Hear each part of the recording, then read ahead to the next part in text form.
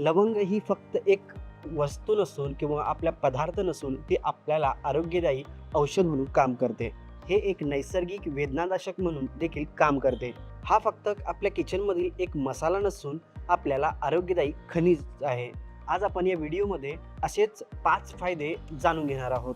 Number 1, दातांचे आरोग्य आणि वेदनानाशक. हो, लवंग अनेकांना माहीत असेलच की आपल्याला दाढ दुखणे, दुखत असतील तर आपण लवंग दातामध्ये ठेवतो आणि यामुळे आपल्याला त्वरित आराम मिळतो. लवंगाचा सर्वात पहिला आणि महत्त्वाचा फायदा म्हणजे दातदुखी. यात असलेले युजेनॉल हे आपल्याला दातांमधील त्रास कमी करण्यासाठी मदत करते, ज्यामध्ये वेदना कमी करण्याचे गुणधर्म असतात.